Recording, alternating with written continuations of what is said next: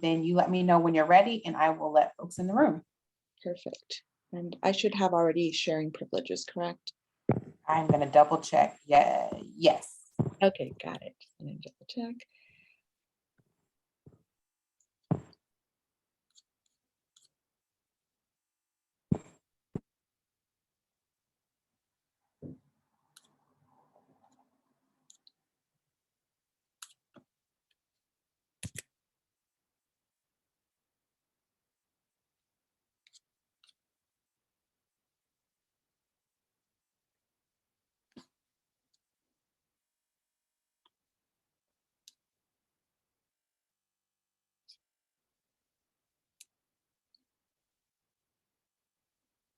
Right.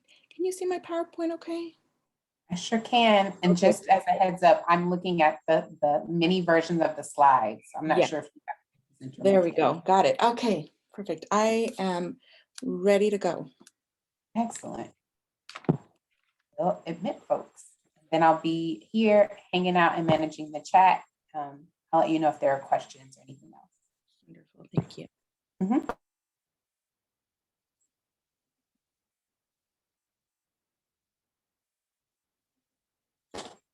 Just a heads up before folks come in, I'm not seeing presenter view. I'm actually seeing like if you were going to edit it, is what it looks like on my end.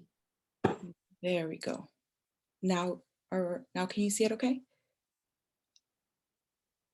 Yes, that's perfect. Okay, perfect. There we go. Okay, I'll let folks in now.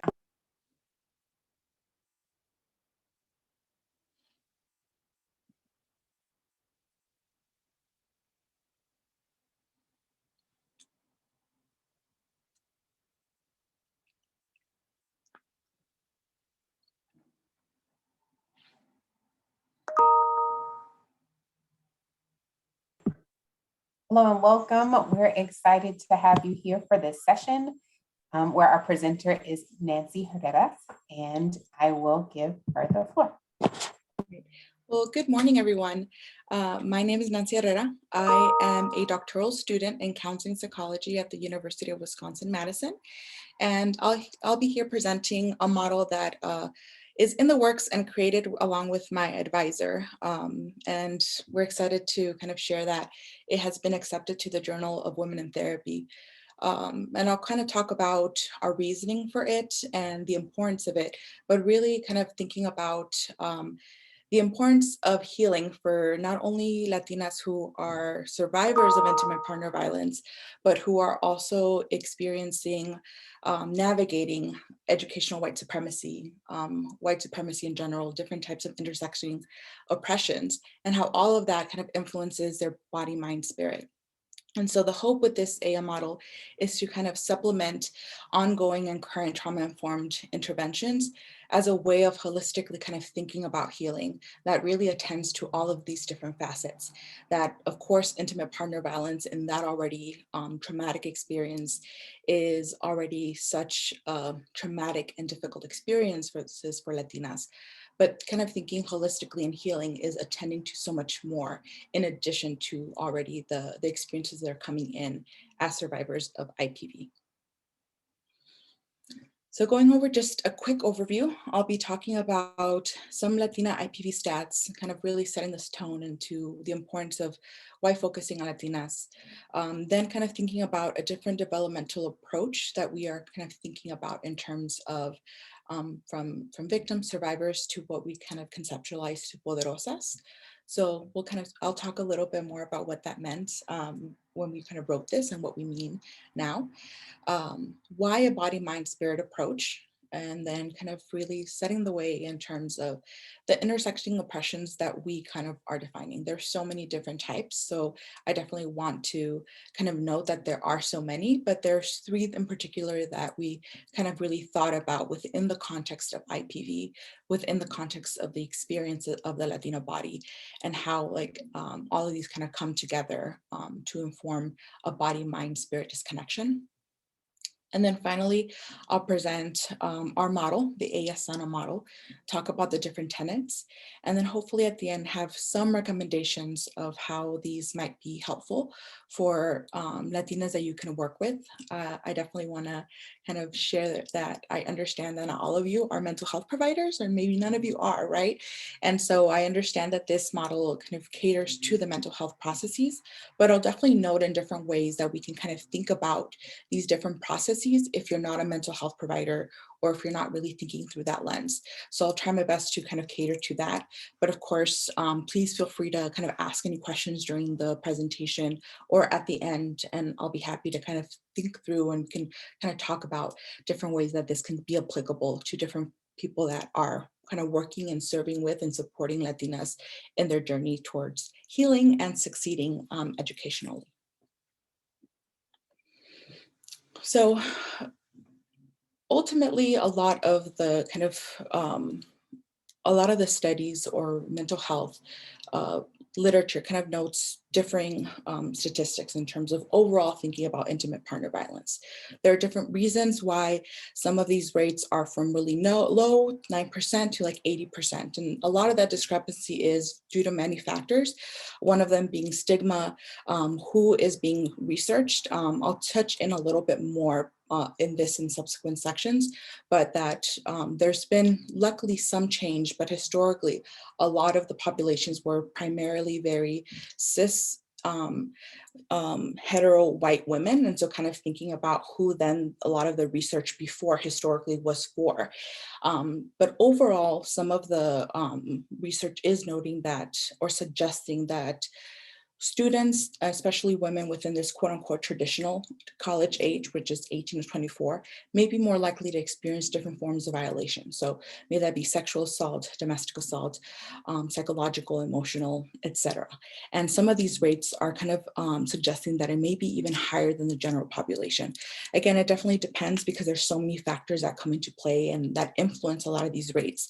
But it kind of, especially this first point, really notes to the importance of continuing to do more intentional research on the experiences of women who are navigating higher education as survivors. And kind of really pointing out to Latinas and why in general, of course, and looking at the literature and slowly the ones that are really kind of coming to play, Black, Indigenous women of color in general are experiencing intimate partner violations at really high and really sad kind of rates. Like it just really kind of thinking of myself as a trauma-informed therapist, just kind of looking at these rates of how they are very disheartening. But when we kind of think about individual differences and kind of thinking about Latinas specifically, they are very much experiencing or their susceptibility is really high. And these are for different reasons. Latinas continue to be the highest growing population, but also not just in their population, but in higher education. And so kind of thinking about visibility and how they are kind of within these rates are continuing to be more, their presence is being shown more in higher education institutions, kind of lends itself to suggestions that it might be important to kind of do some more focused research to kind of really think about their experiences. And kind of really noting that a lot of the literature, and this is across for Black, Indigenous women of color, there's still not enough research to really look and examine their unique experiences as survivors of intimate partner violence. But really thinking about Latinas, since it's the population I'll be speaking about today, is thinking about both the rates and understanding and their processes of intimate partner violence survivors is still relatively unknown in the higher education literature or overall their experiences, but not a lot of trauma-informed interventions or models that really cater to their intersectional and cultural identities.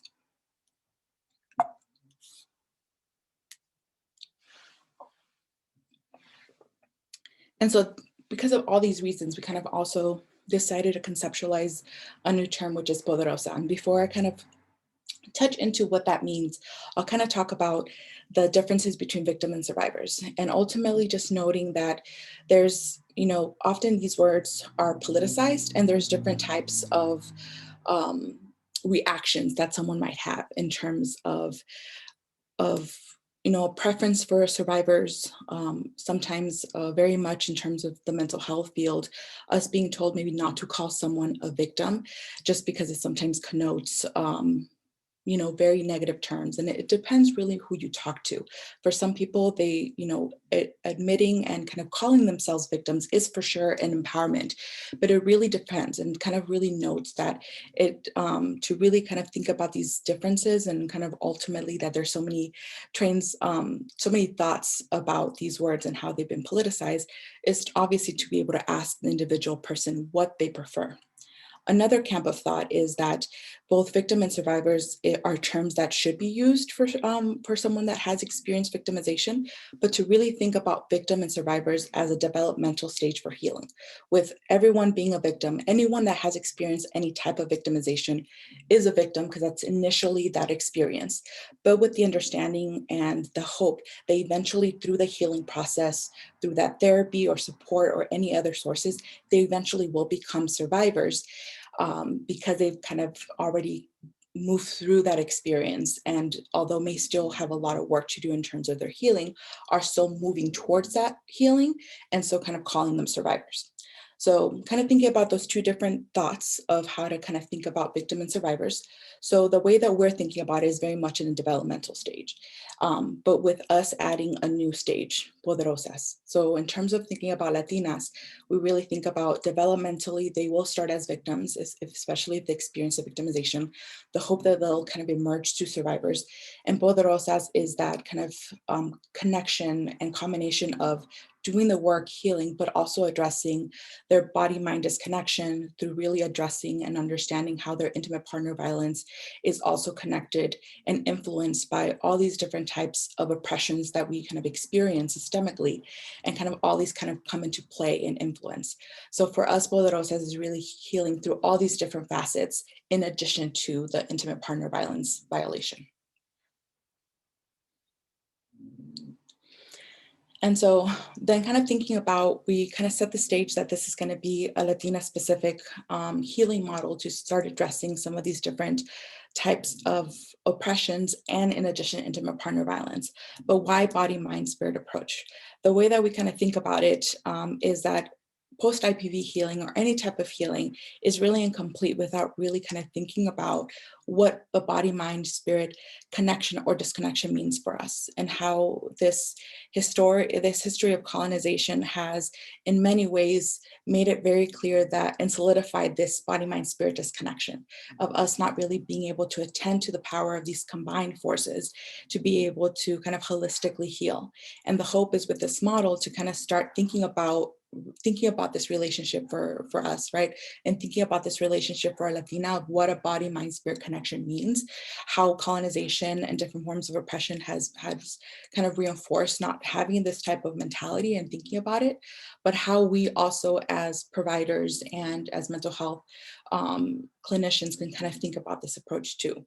Myself thinking as a psychologist in training, how a lot of my training has been very much through very white, cis, hetero, different types of theories that were created by these men, and how the really addressing body, mind, spirit connection has never been something of my training at all.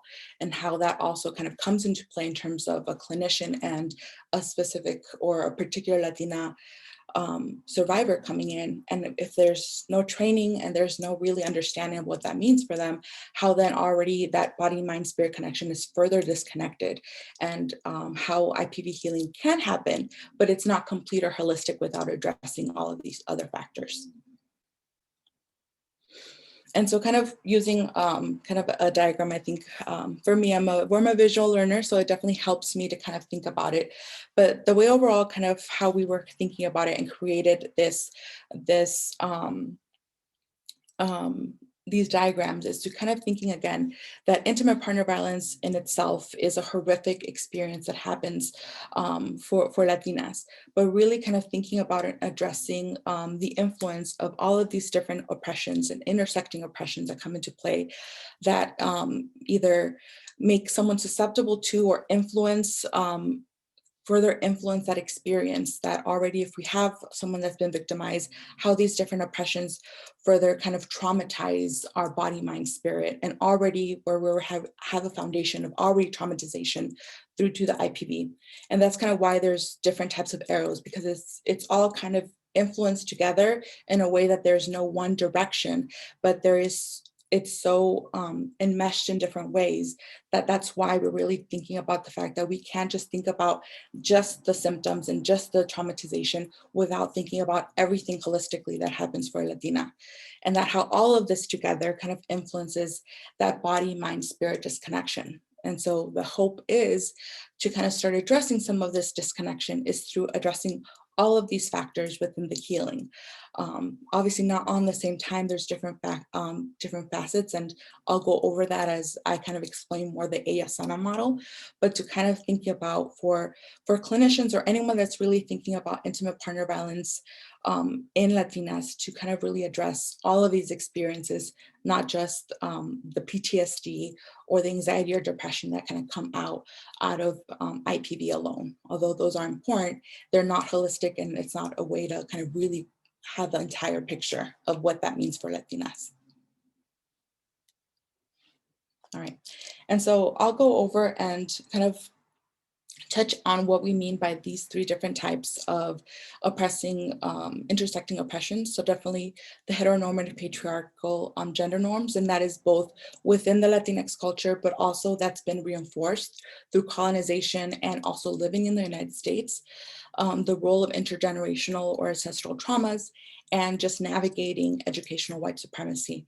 And so kind of ultimately, the hope is to attend to all of these and be more aware of how these might inform our mental health or the mental health of our Latina students by really addressing all of these, understanding the role of these. And the whole point is to empower her, because I really resonate with this quote from Gloria Anzaldúa. When you take a person and divide her up, you disempower her. She's no longer a threat. And I really feel that that's the whole point of white supremacy and colonization, to continue to disempower us by divide us. And the way we kind of think about that is through our body-mind disconnection. And it's very intentional, generational ways of breaking us down and already having that foundation. And when we add different types of violations or traumas, how all of those come into play.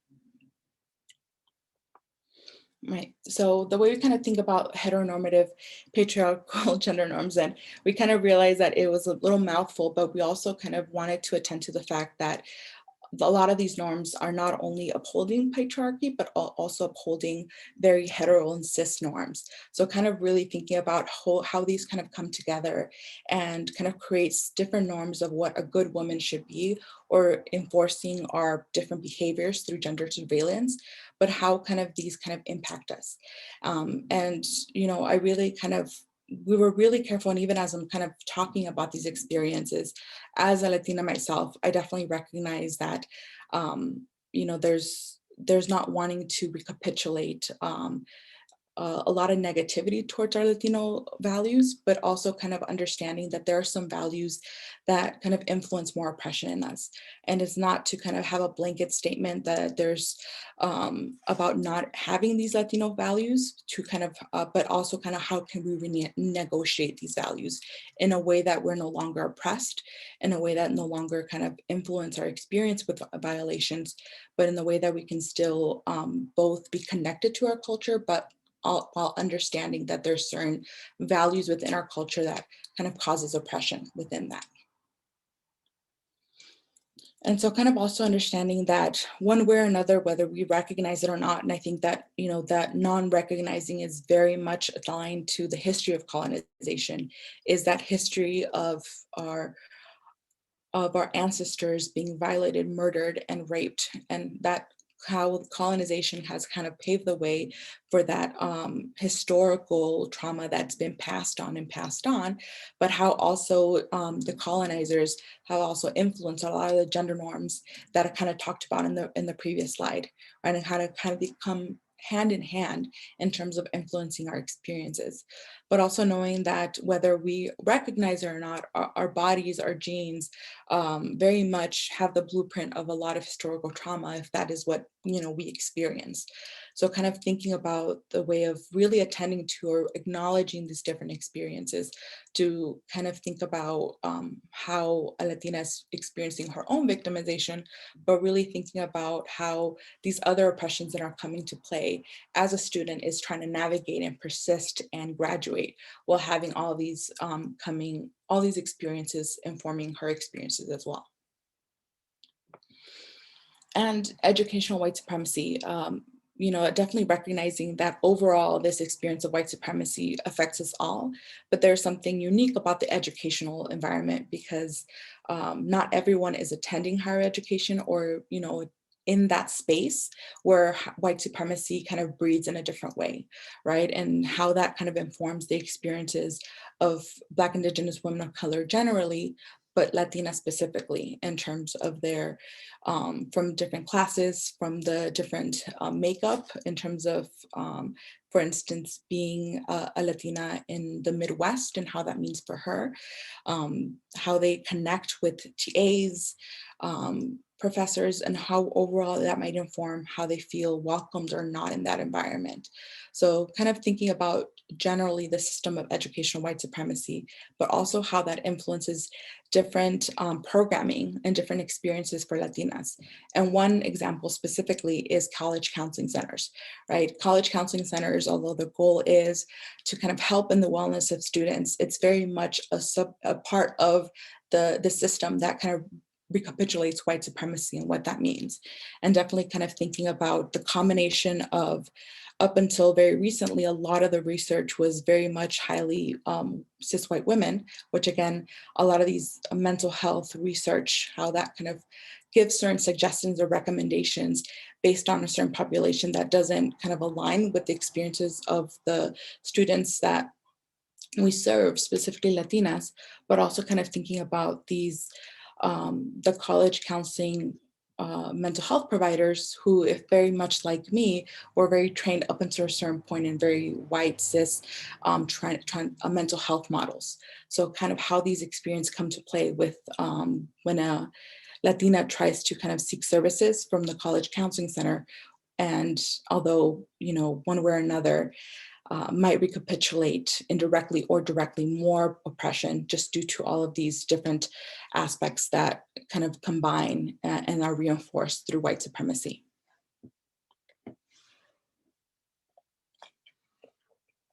And so that was our hope, to kind of set the stage as to kind of why body, mind, spirit, why especially these different types of intersections. And of course, we're noting these three different types, but of course, our hope with this model is for it to kind of, for it to be used and applied for the specific and unique experiences of Latinas. So noting that other oppressions might be more congruent or relevant to the experience of an emerging Latina poderosa, but also ultimately kind of thinking about that combination, right, of different types of oppressions, how that in combination with IPV further influences a body-mind disconnection. And so the hope then here and through this model is to then start thinking about what healing might be through a supportive model such as the Ella Sana model. And so ultimately, like I mentioned, at least right now, the way that we're kind of thinking about it is a supportive model for existing trauma-informed models. This is, I definitely recognize that there's, especially the last couple of years, very much on evidence-based practices and definitely much very trauma-informed different theories and models that are very backed up on research. So honoring that that's, currently a lot of the culture right now, but also kind of noting that these different models and evidence-based practices may be backed up by research, but again, also kind of thinking about for whom and who are those populations or the samples that are used in. And so the hope is that if appropriate, using this model to kind of support some of the work that clinicians are already doing to support the healing of trauma survivors. And so some of the tenets is kind of knowing that within Latinas, there is that inherent power to self-heal, and that is generationally and ancestrally passed down. But ultimately knowing that we don't always access or are aware of that inherent power to self-heal due to all of the different oppressions that we experience. So kind of hoping that the Ella Sana model can kind of help with healing of IPV and helping with more body, mind, spirit integration through kind of attending to ancestral strengths, decolonizing, unlearning, renegotiating of certain values. And then the hope is eventually to get to a point, again, thinking about how we're thinking about healing of IPV through a developmental model. So developmentally getting to a stage of, tapping into their inner poderosa. So the Ella aspect is, it's 4 different tenets, and the E in the Ella model is envisioning transformation. And so the first one is kind of setting the stage in terms of allowing a space for a Latina who may be interested in this model to kind of manifest and envision what healing might look like, right? And there's so many types of healing specifically within the context of this model that kind of attending to those different aspects, right? And it seems and can feel simplistic in many ways in terms of manifesting, but at the same time, it can be really difficult for an emerging poderosa, considering that there's been historical trauma for a lot of Latinas and for a lot of women in general. They don't start seeking mental health sometimes until many years after the victimization. So even envisioning or manifesting what healing could look like in those different aspects can be really difficult, especially if for so many years and so many generations they haven't healed. And so kind of noting that it might take several sessions or different meetings, but allowing that space where they can manifest in ways that feels congruent to them, either through prayer, through writing, through kind of envisioning and kind of thinking through whatever that makes for her. And we kept it very open-ended on purpose, because really thinking about those individual differences and how envisioning and manifesting will look different from me or for anyone else. But also kind of noting that it may be hard, like I mentioned, to kind of start setting the stage of envisioning for many different reasons. May that be it being triggered, it may be lack of hope, or different aspects that manifesting, they might not be ready for that. And so we kind of suggest then, if they're not ready for envisioning and manifesting yet, to maybe start the stage through invoking ancestral support. And again, it could be any type of experience that feels congruent to them, for the first time connecting with their ancestors as a way of kind of asking for support.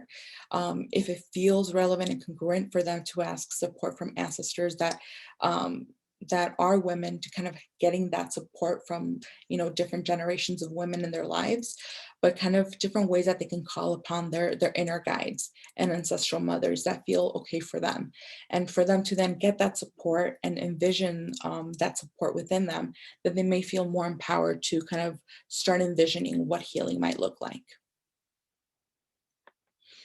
The next one is living through. So definitely the way I really conceptualize the stage is definitely the start of decolonizing, unlearning, renegotiating. So it's definitely here where we really kind of tap into those 3 different oppressions or other different oppressions or systems that really feel really congruent to this Latina, and kind of start really not only addressing how they kind of addressing how they generally are experienced in their daily life, but how they're internalized due to different colonized mentalities, different ways that they are indirectly or directly upholding patriarchy. So different ways that they can process that for themselves, and how that looks like for themselves, and how that kind of connects to their experience as intimate partner violence survivors. So this is definitely a stage where, because it's so much going on, and also kind of it's the awareness, the unlearning, the parts of kind of processing how that means for her, but also then how all of these parts kind of influence intimate partner violence. This can take a lot of time, but also such a needed time to have that space of being able to kind of recognize how white supremacy and colonization has influenced their lives, but how they're even thinking about their own healing or not healing as survivors and hopefully poderosas. So, and then I also kind of touched on the renegotiation, and I just realized I didn't have this here in the slides, But that renegotiation kind of goes back to the example I provided in terms of the Latinx values and how there are many values that are so important for us, but also holding that there's some values that indirectly or directly cause oppression, and specifically for this example for women. And so how can we kind of think about renegotiating, as in kind of thinking about what values feel important, but which values I can renegotiate and decide to let go, while still kind of addressing the fact that they could feel some incongruity, feeling that they're not as connected, but how can we provide that space where they can renegotiate and think about it while still living through their lives if their Latina identity is really important to them. All right. The living out is being able to kind of then use all of this experience, right? They have that foundation of being able to envision what healing could look like. They have their support from their ancestors. They start like internally and also within the therapy context, kind of conceptualizing what that means, or unlearning or decolonizing. The living out is then kind of a generalizing out. They're out in the world now, kind of thinking about their lives in these different ways, through activism, through la lucha, through being able to have different conversations with family members. And so definitely is a stage of more of that action-oriented aspect, where they're kind of using a lot of what they processed and learned in that space and kind of using it outside of the world. This stage is also important to kind of support a Latina with the knowledge that there might be some pushback from family, from other people in their world who very much want to align. And I'm thinking, for instance, very much gender norms that are very distinct in terms of what quote unquote women and men should do. And if there's certain family members who are very much, that is their mentality, how can Latinas that are kind of engaging in this model cope and kind of navigate those different types of interactions with other people that might still be engaging in some of these upholding of different patriarchy, heteronormative norms, and how can they kind of cope with those interactions while still living out their true selves and in the ways that feel congruent to them. And then finally is acting with intent. So these last two are very more action oriented, but this is more the integration of everything that has come together. But ultimately, and I really just needed to use Dr. Brian Davis for anyone that kind of knows her work, is that notion of coming home to oneself. And that's kind of how I felt as I was thinking about this last, and we were conceptualizing this last stage, is that what that is, right? Finally coming home to oneself, finally being able to have that connection between body, mind, spirit.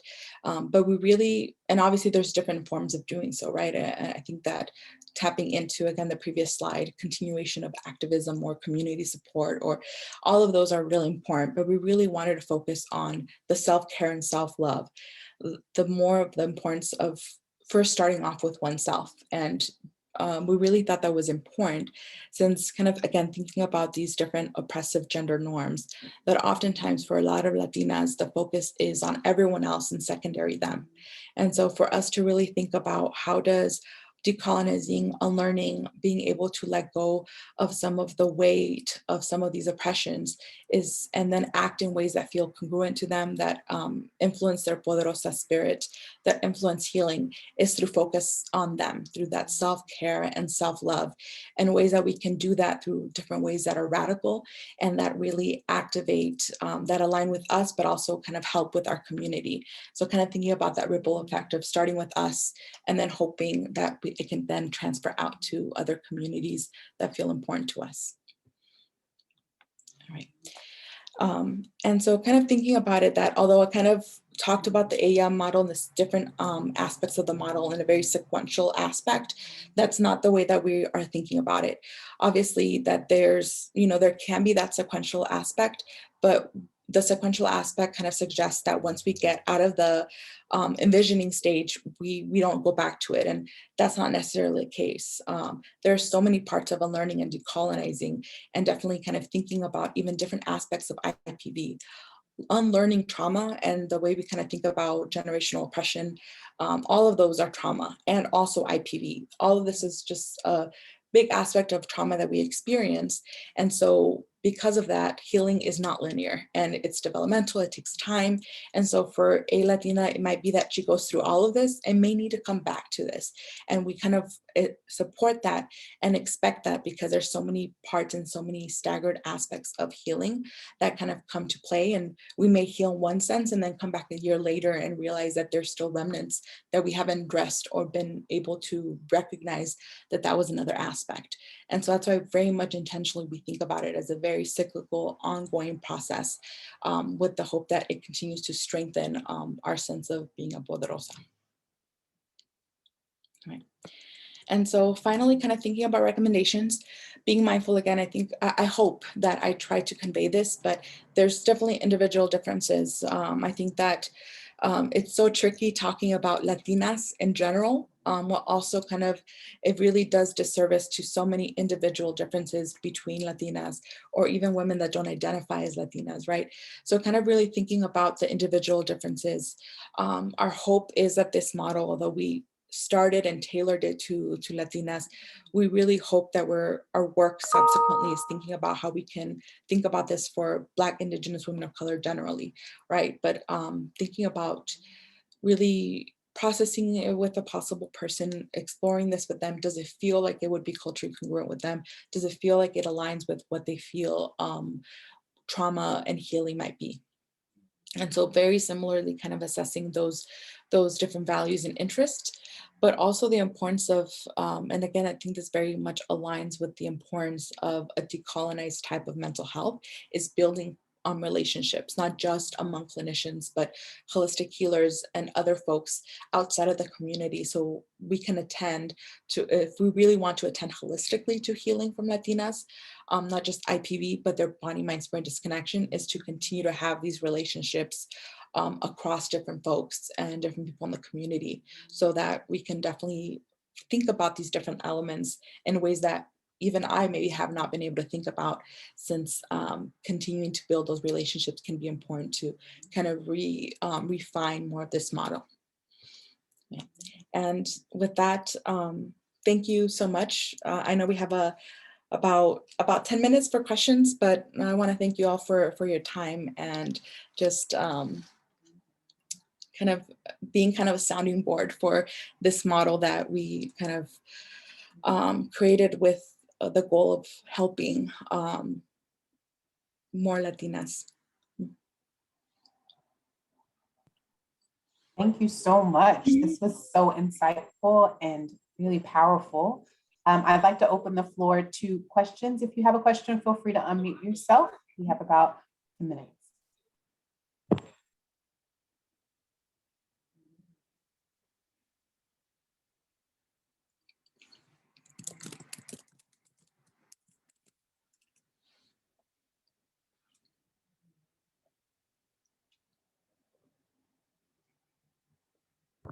That's when you know you've given an amazing presentation, when folks have to pause and process it.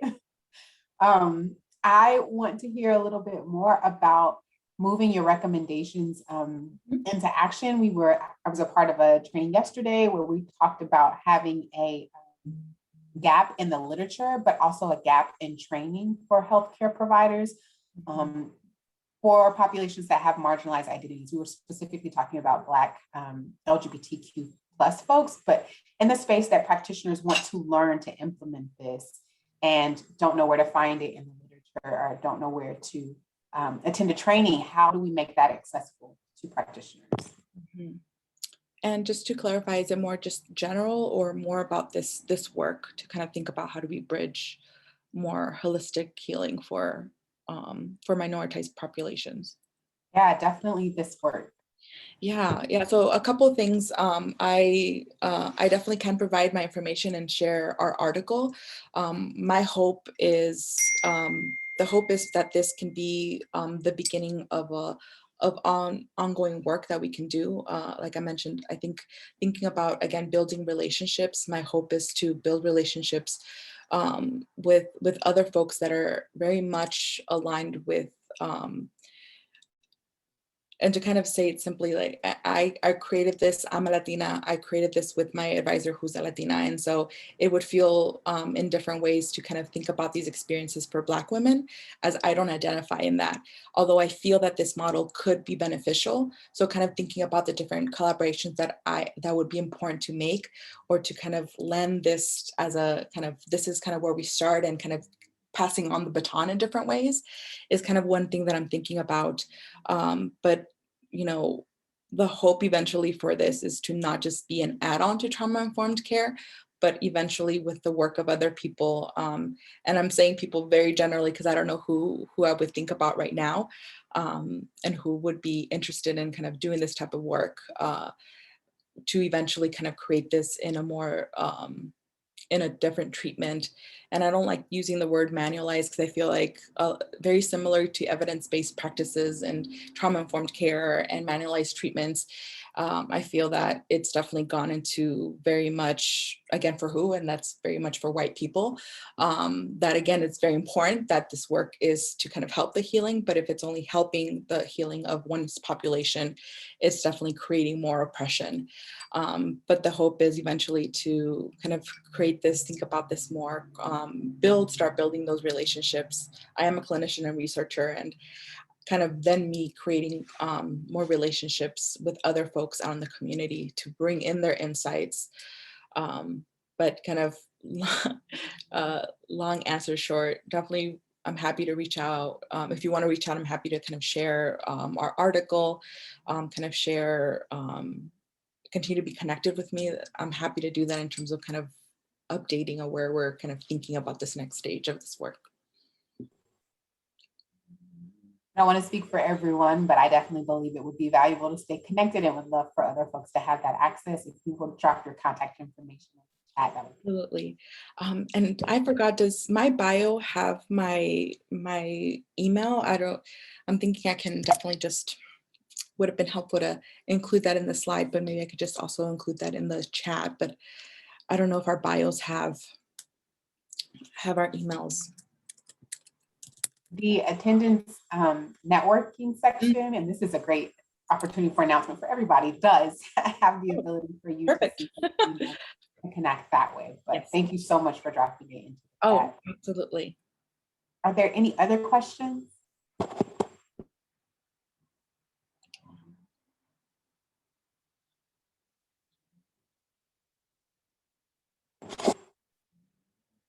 Well, if not, thank you so much, soon to be Dr. Nancy Herrera, for your amazing research and work, and bringing it here for us to learn from you and stay connected to you as you move it out into the field. Folks, you have time to hang out and talk a bit more with Nancy if you'd like to, but you also have the opportunity to move into your surveys and networking, connecting to folks who are present and have RSVP'd, even if they're not present for the conference. So thank you, everyone. Thank you, everybody.